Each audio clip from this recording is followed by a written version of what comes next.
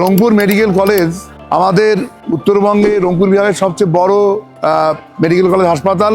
এখানে রংপুর সহ উত্তরবঙ্গের কোটি জনতা নির্ভরযোগ্য এবং সহজলভ্য চিকিৎসা নেওয়ার জন্য প্রতিদিন এখানে আসেন।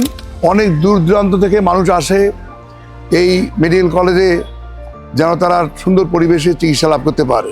কিন্তু বাস্তব চিত্র খুবই নির্মম।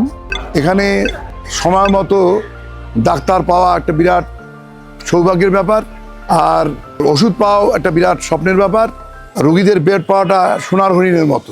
সবচেয়ে বড় কথা হলো যে এই হাসপাতাল ঘিরে একটা সিন্ডিকেট সবসময় কাজ করছে এবং দালাল চক্র তৎপর।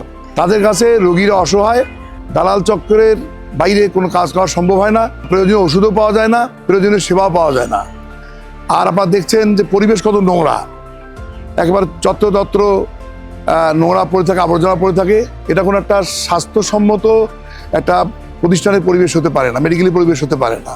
টয়লেটের বাথরুমে যাওয়া যায় না। এবং এখানে আজকে এই মেডিকেল কলেজটা সেই পাকিস্তান আমলে প্রতিষ্ঠিত, কিন্তু আজ অবধি এর কোনো কাঙ্ক্ষিত নির্মাণ হয় নাই। এখানে স্বাস্থ্যসেবাও ঠিকমতো পাওয়া যাচ্ছে না, উন্নত যন্ত্রপাতি নেই, যা আছে ছিল অনেকগুলি অকেজ, এবং রুগীরা প্রতি ক্ষেত্রে হয়রানির শিকার হয়।